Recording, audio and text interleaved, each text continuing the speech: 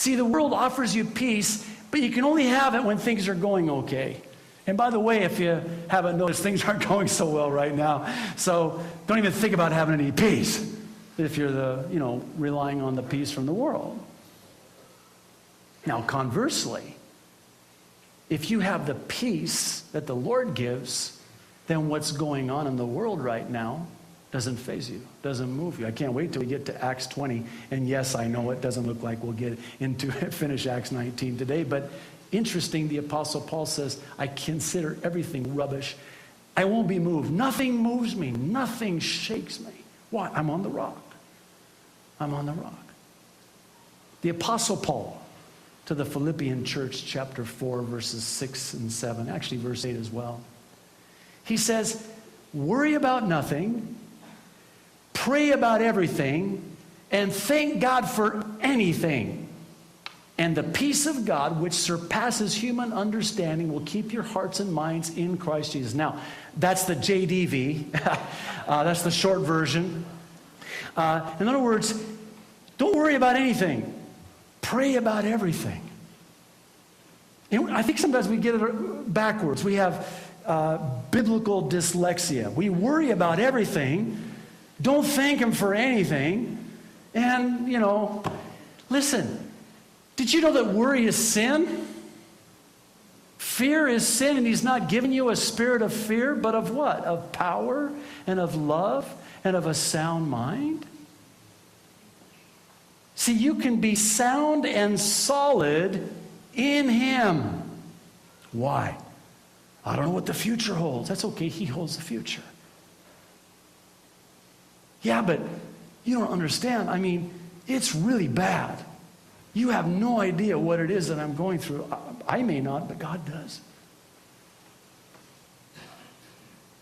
He's in control, even though it looks like everything around you is out of control. Be like the bird on Haystack Rock. Look up. It's been said, when the outlook doesn't look good, try the uplook. Get your eyes off of those waves. You'll fall. Don't look down, we're told, when we're in heights, places in, heights. Don't look down. And you look down, you look up, it's like, oh. Don't look down, look up. And don't look out either, because what happens if you look out, you're looking at other people, and that'll really stress you out. Oh my goodness. You've heard that saying, that little quip? If your eyes are on yourself, you're depressed. If your eyes are on others, you're stressed. But if your eyes are on the Lord, you're blessed. Now, I realize that's dorky, but it's true. When your eyes are on the Lord, I think about Peter stepping out of the boat. Get this. This really happened. It's not based on a true story. It is a true story. There on the Galilee, the storm was horrendous, and he was walking on water until he took his eyes off the Lord. And where did he go? Down, down, down. Took his eyes off the Lord. I think about Jonah. Bless his heart. The guy who runs from God. Experienced more of a revival than did Jeremiah. I don't think Jeremiah would be asked to speak at many conferences. Nobody got converted. Nobody got saved. Jonah, different story. I mean, he was even angry after after Nineveh got saved. He's like, I can't believe you saved them. Think about it though. Don't be so hard on Jonah. Think about it. It's like Osama bin Laden and Al-Qaeda getting saved. You saved them? That's what it was like for Jonah because of Nineveh. Nineveh was that evil. But they repented and they got saved. Keep your eyes on the Lord. Especially in the days that lie ahead. Is it going to get worse? Very possibly. Will the church prior to the rapture suffer persecution? You ready for my answer?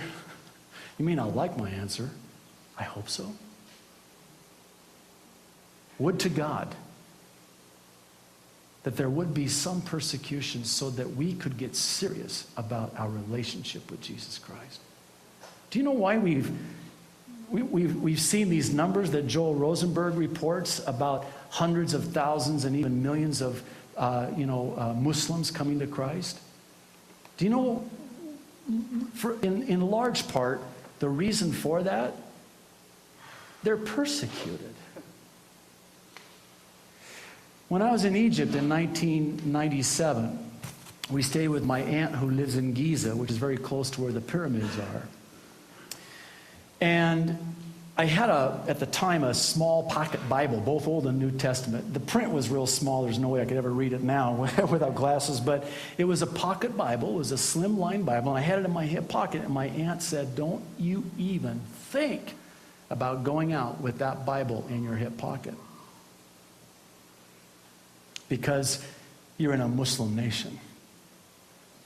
The Christians in Egypt, persecuted and martyred by the thousands, have to worship underground.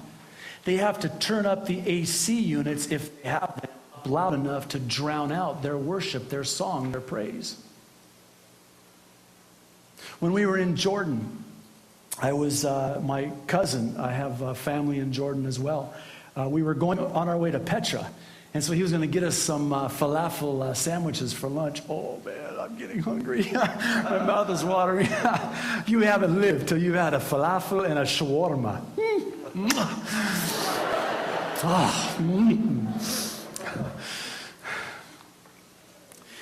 That's okay. The potluck's soon, so hang in there. So he was in getting us lunch for our trip to Petra, and I was giving my wife a hug.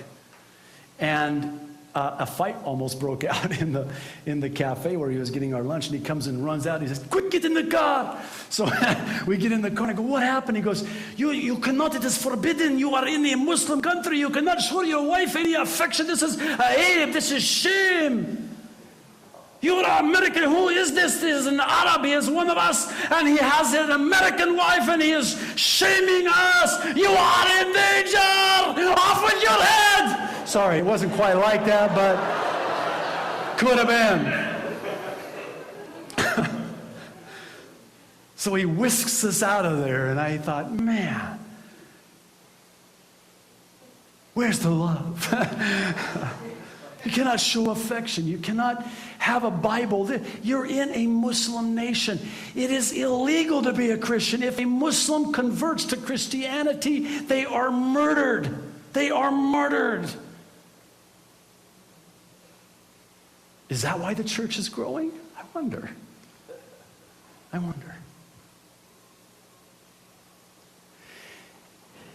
I wonder sometimes if we have it too good here. Now, please, I'm not wanting to beat us up and you walk out of here going, "Wow, man." You know, somebody says, "Well, how was church?" "Oh, it was horrible, man." "Well, I thought you went to get uplifted." "I did."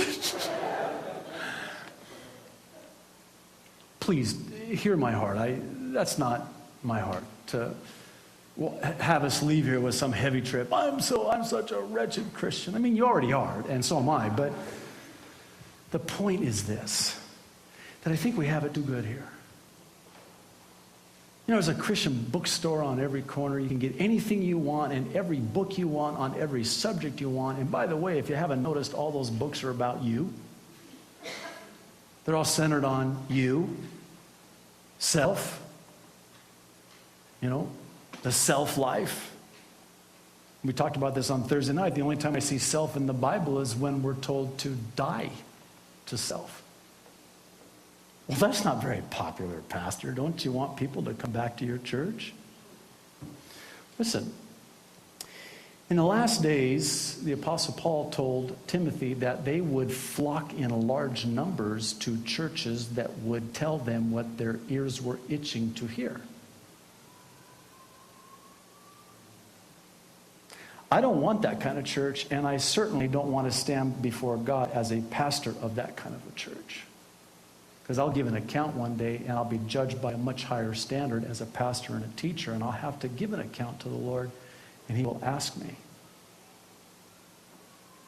And I want him to say to me, "Well done, good and faithful servant. You were faithful. You spoke the truth in love. I'm reminded of the Proverbs that says that the wounds of a friend are faithful and can be trusted, but an enemy multiplies kisses.